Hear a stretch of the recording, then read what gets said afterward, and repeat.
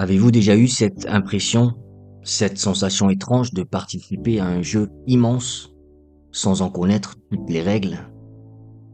Un jeu où l'on se lève le matin, où l'on travaille, où l'on consomme, où l'on essaie d'épargner, mais où les véritables rouages, ceux qui fixent la valeur de votre travail, le prix de votre café, la fragilité de votre emploi, restent dans l'ombre comme les secrets d'un magicien. Ce jeu, mes amis, c'est le capitalisme. Il y a plus de 150 ans, un homme a prétendu en avoir décrypté le code source. Il en a tiré un livre dense, monumental, souvent craint, rarement lu, le Capital. Bonjour à tous et bienvenue sur Résumons ça. Aujourd'hui, ensemble, on s'attaque à ce sommet. Mais je vous en prie, oubliez tout de suite l'image d'Épinal, le vieux livre aux pages jaunies, le théoricien barbu au regard sévère qui vous juge depuis sa bibliothèque.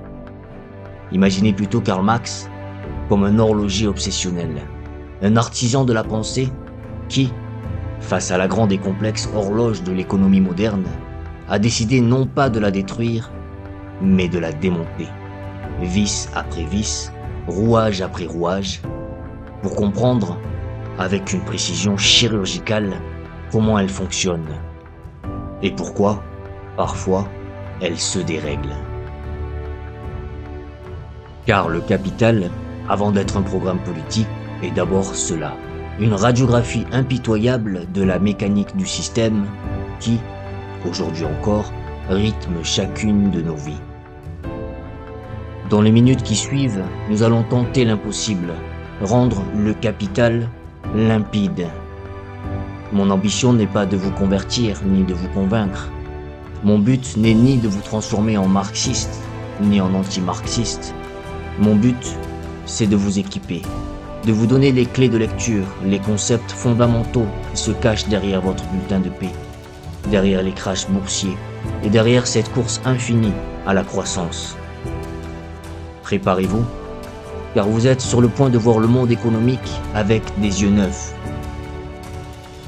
Alors, si cette exploration des grandes idées qui façonnent notre monde vous parle, c'est maintenant le moment idéal pour m'encourager.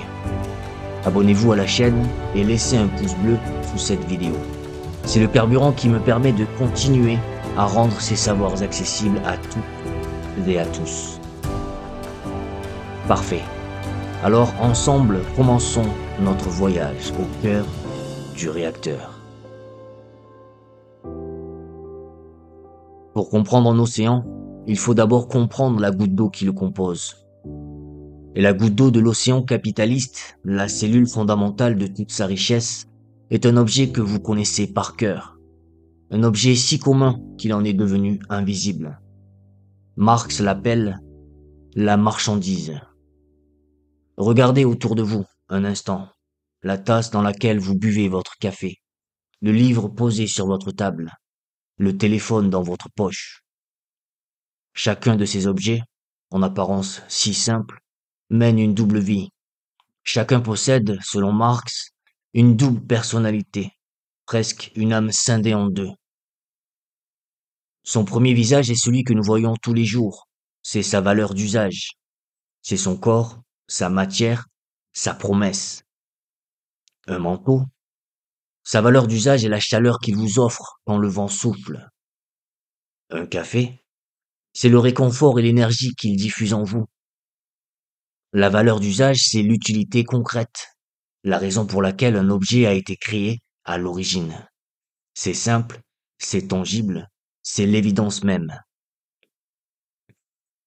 Mais cette même marchandise a une deuxième vie, une vie de fantôme, une existence abstraite que Marx nomme sa valeur d'échange.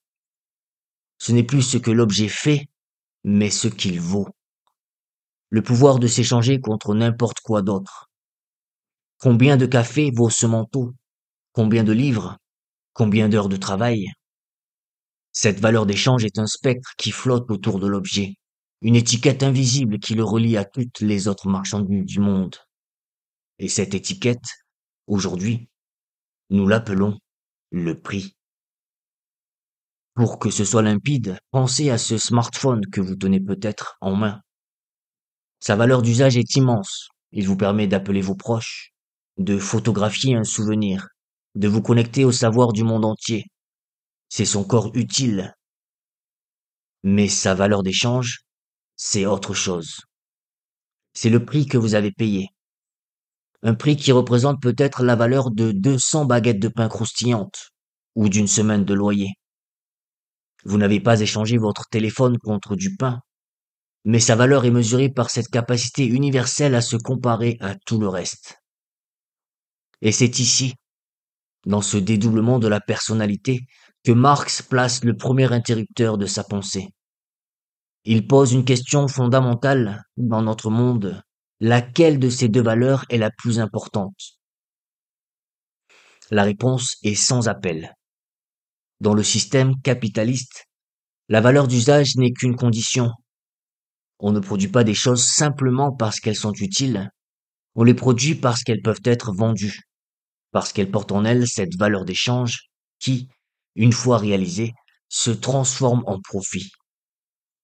L'utilité est le passeport nécessaire, mais le véritable voyage, c'est celui de la vente. C'est la toute première clé, le premier secret murmuré par la marchandise elle-même. Nous ne vivons pas dans un monde de choses, mais dans un monde de valeurs qui cherche à s'accroître.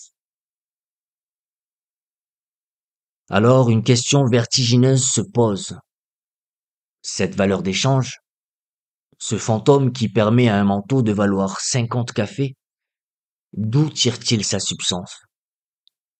Pourquoi une voiture, faite de métal et de plastique, vaut-elle infiniment plus qu'un simple vélo, fait des mêmes matériaux? La réponse de Marx est un coup de tonnerre dans le ciel de l'économie classique. Il écarte l'utilité, il écarte la rareté. Il pointe son doigt vers une source unique, une source invisible, et pourtant omniprésente. La valeur d'une marchandise, nous dit-il, est déterminée par une seule chose, la quantité de travail humain nécessaire pour la faire exister. Mais attention, Marx anticipe immédiatement l'objection. Il nous dit, il ne s'agit pas de votre temps de travail personnel. Si je suis un artisan particulièrement lent et que je mets 3 jours à fabriquer une chaise qu'un autre fabrique en une journée, ma chaise n'aura pas 3 fois plus de valeur. Le marché s'en moque de ma lenteur. Ce qui compte, c'est ce qu'il appelle le temps de travail socialement nécessaire. C'est une idée magnifique de simplicité. C'est le temps moyen qu'il faut à une société avec ses outils, sa technologie et ses compétences moyennes à un moment donné pour produire un objet. C'est un étalon invisible, une norme sociale qui plane sur chaque atelier, chaque usine. Imaginez une forêt et 2 bûcherons. Le premier, appelons-le Pierre, travaille avec une vieille hache héritée de son grand-père. Pour couper un stère de bois, il peine pendant 8 longues heures, le dos courbé, la sueur au front. Le second, Paul, arrive avec une tronçonneuse moderne, vrombissante. En 1 heure à peine, le même stère de bois est abattu et empilé. Le bois qu'ils vendront au marché aura-t-il la valeur des 8 heures de labeur acharné de Pierre? Non. La société, par sa technologie, a décrété que le temps socialement nécessaire pour cette tâche est désormais plus proche d'1 heure. Les 7 heures de travail supplémentaires de Pierre, aussi nobles soient-elles, se sont évaporées. Elles ne comptent pas dans la valeur finale. Vous comprenez où il veut en venir? Le travail humain est donc la substance secrète de la valeur. Il est le sang qui coule dans les veines de chaque marchandise. Quand nous échangeons des objets, quand nous achetons ou vendons, nous ne faisons pas que troquer des choses inertes. Nous échangeons, sans le savoir, des quantités de temps de travail humain, des heures de vie, de sueur, d'ingéniosité, qui ont été comme cristallisées, figées dans la matière. Et l'argent dans tout ça? L'argent n'est que le grand traducteur universel. Le langage qui permet de dire que cette chaise vaut 8 heures de travail moyen, et que ce livre en vaut 2. Il est le serviteur qui mesure et facilite l'échange de cette substance fondamentale qui est le travail humain. D'accord. Mais alors, un paradoxe nous saute à la gorge. Si tout s'échange à sa juste valeur, si les matières premières sont payées à leur juste prix, si le travail lui-même est la mesure de la valeur, comment le profit peut-il exister? Si un capitaliste investit 100 pour produire, il devrait logiquement vendre pour 100. D'où vient ce surplus, ce petit plus qui fait toute la différence? Où est l'astuce? Où se niche le tour de magie qui fait naître la richesse? C'est ici que Marx, tel un illusionniste qui révèle son secret, dévoile le cœur battant de son analyse. Et ce secret tient en une distinction d'une finesse redoutable. Le capitaliste n'achète pas le travail de l'ouvrier. Non. Il achète quelque chose de bien plus subtil, de bien plus puissant. Il achète sa force de travail. Ce n'est pas l'effort déjà accompli, c'est la promesse de l'effort à venir. C'est la capacité d'une personne à travailler pendant un temps donné, une journée, un mois. C'est un réservoir d'énergie et de compétences que le travail vient louer sur le marché. Une marchandise vivante, unique en son genre. Et comme toute marchandise, cette force de travail a une valeur. Quelle est-elle? C'est le coût de sa propre production. Autrement dit, c'est tout ce qu'il faut au travailleur pour se maintenir en état de travailler. Se nourrir, se loger, se vêtir, élever ses enfants, bref, pour recharger ses batteries et revenir le lendemain. Cette valeur, c'est le salaire. Et voici le point de bascule, le cœur du réacteur. La force de travail a une propriété magique, unique parmi toutes les marchandises. Elle peut créer plus de valeur qu'elle n'en coûte. Imaginez la journée de 8 heures. Le travailleur commence son labeur. En quelques heures, disons 4, il a déjà produit une valeur équivalente à celle de son salaire de la journée. À ce moment précis, à midi, il a, en quelque sorte, remboursé ce que le capitaliste lui a payé. Le contrat est, d'un point de vue de l'échange, équilibré. Mais le contrat de travail stipule 8 heures. Alors, il continue. Les 4 heures restantes, il continue de produire de la valeur. Mais ce travail qu'il fournit, pendant la deuxième moitié de sa journée, n'est pas payé. C'est un surtravail, un travail en plus. La valeur qu'il crée durant ce temps, c'est un surplus, une plus-value. Pour le dire en chiffres, c'est d'une clarté glaciale. Un ouvrier est payé 100 euros pour sa journée de 8 heures. En 4 heures, il fabrique des biens qui valent 100 euros. Son salaire est couvert. Mais il ne rentre pas chez lui. Il travaille les 4 heures suivantes et produit 100 euros de valeur en plus. Ces 100 euros, nés de ce temps de travail non payé, voilà la plus-value. Voilà la source unique et cachée du profit. Et c'est là que le mot exploitation prend tout son sens chez Marx. Pour lui, l'exploitation n'est pas forcément un abus moral, une méchanceté patronale ou un salaire de misère. C'est le mécanisme normal, légal et parfaitement logique du mode de production capitaliste. Ce n'est pas une arnaque dans le système, c'est le système lui-même. Le profit ne naît pas d'une vente habile sur le marché, il naît dans le silence de l'atelier, de l'usine, du bureau. Il est l'incarnation de ce temps de vie et de travail qui, tout en étant légalement acheté, n'est pas monétairement rémunéré. Alors nous avons cette plus-value, ce surplus de valeur né du temps non rémunéré. Mais que fait le capitaliste de ce trésor, de cette énergie extraite du temps des autres? L'engloutit-il entièrement dans le champ des sirènes du luxe et de l'opulence?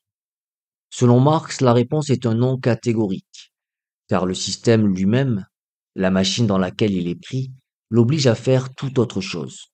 La plus-value n'est pas une destination finale, C'est le carburant d'un cycle qui ne s'arrête jamais, un mouvement perpétuel, l'accumulation du capital. Marx résume cette danse en 3 temps, une formule d'une simplicité redoutable. A, M, A'. D'abord A pour argent.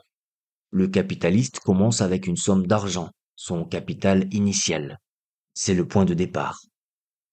Puis il transforme cet argent en M pour marchandises. Mais attention, pas n'importe lesquelles. Il achète des matières premières, des machines. Et surtout, il achète cette marchandise si spéciale dont nous avons parlé, la force de travail. Vient ensuite le moment magique de la production, où la force de travail crée la plus-value. Les marchandises produites ont désormais une valeur supérieure à l'investissement de départ. Et en les vendant, le capitaliste ne retourne pas à son point de départ. Il atteint la prime. Un argent prime. Une somme augmentée, gonflée par la plus-value. Vous voyez le mouvement? Le but du jeu n'est pas de satisfaire des besoins. Le but du jeu est de transformer A en A', de faire des petits avec de l'argent. Et c'est une course sans fin. Pourquoi? Cause de la concurrence. Dans l'arène du capitalisme, l'immobilité, c'est la mort. Une entreprise qui se repose sur ses lauriers, qui ne grandit pas, est une proie. Elle sera inévitablement dévorée par des concurrents plus agiles, plus grands, plus voraces. Alors le capitaliste n'a pas le choix. Il est forcé de réinvestir la majeure partie de sa plus-value, de son profit, pour nourrir la bête. Acheter des machines plus performantes pour produire plus vite. Acheter plus de matières premières. Embaucher plus de travailleurs pour extraire, au prochain cycle, encore plus de plus-value. C'est une boucle, un serpent qui se mord la queue, mais qui grandit à chaque morsure.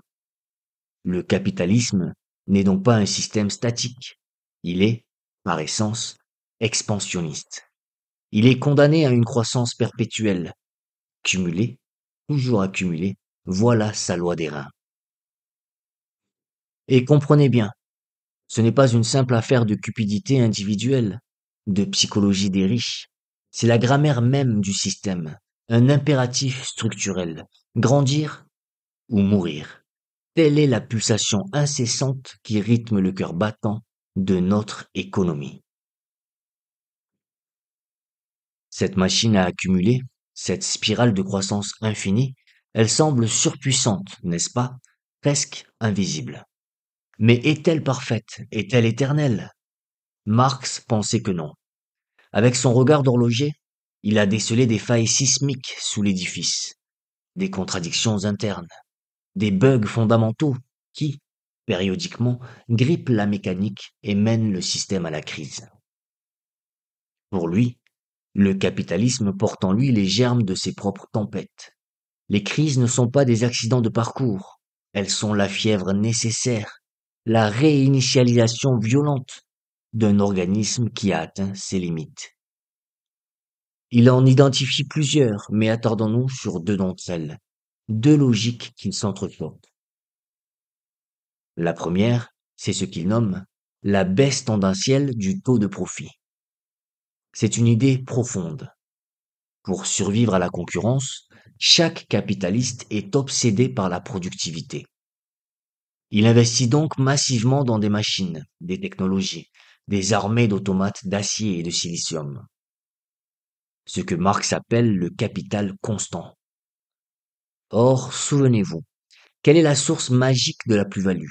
La source du profit. Ce n'est pas la machine, c'est la force de travail humaine, le capital variable. Le paradoxe est tragique. Plus la machine capitaliste se perfectionne, plus elle investit dans ce qui ne crée pas de valeur, et moins, proportionnellement, elle investit dans la seule chose qui en crée. La source du profit, comparée à l'investissement total, se tarit lentement, comme une gravité invisible, une tendance lourde qui tire les profits vers le bas sur le long terme. La seconde contradiction est une forme de schizophrénie. C'est la crise de surproduction. D'un côté, le système est poussé par une pulsion frénétique à produire toujours plus, à inonder le monde de marchandises, grâce à des machines de plus en plus puissantes. Mais de l'autre côté, pour maximiser la plus-value, il est poussé par une pression constante pour comprimer les salaires, pour payer la force de travail le moins cher possible. Et soudain, le court-circuit logique apparaît au grand jour, car les travailleurs, dont on limite le pouvoir d'achat, sont aussi les principaux consommateurs. Le système scie la branche sur laquelle il veut vendre ses fruits. Le résultat, des montagnes de marchandises invendues, des entrepôts qui débordent de richesses que personne ne peut acheter, des usines qui s'éteignent, et le spectre du chômage qui vient hanter ceux qui, hier encore, produisaient cette abondance. Pour Marx, il est donc inutile de chercher des coupables extérieurs lors d'une crise économique. Les crises ne sont pas des anomalies à corriger. Elles sont le rythme cardiaque erratique, mais prévisible, d'un système qui porte en lui-même les germes de sa propre instabilité. Elles sont la conséquence logique, mécanique et inévitable de son propre fonctionnement. Et nous voilà au terme de notre périple. Ensemble, nous sommes partis de la brique la plus humble, de la double vie de la marchandise.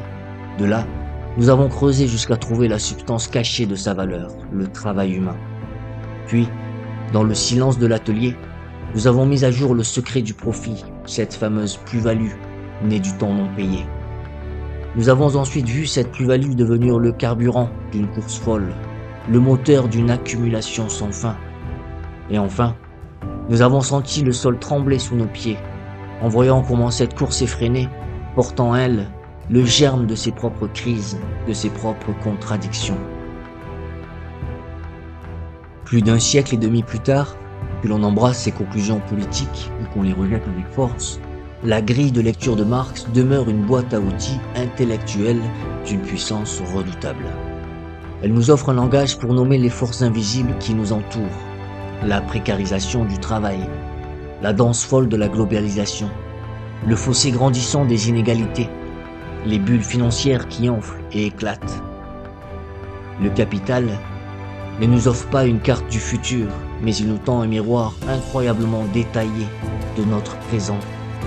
Il nous invite à ne plus être de simples joueurs passifs, mais à comprendre les règles du jeu. Pour peut-être, qui sait, oser un jour les changer. Alors la prochaine fois, au détour d'une conversation ou dans le vacarme des informations, que vous entendrez ces mots compétitivité, croissance, crise économique, faites une pause, tentez l'expérience. Écoutez-les résonner avec les concepts que nous avons explorés. Comment l'idée de plus-value éclaire-t-elle ce discours sur la compétitivité? Comment la logique d'accumulation se cache-t-elle derrière l'obsession de la croissance? J'espère sincèrement que cette plongée dans le capital a éclairé pour vous ce monument de la pensée. Et si c'est le cas, la plus belle façon de me soutenir est simple. Abonnez-vous, si ce n'est pas déjà fait. Et surtout, venez prolonger la discussion en commentaire.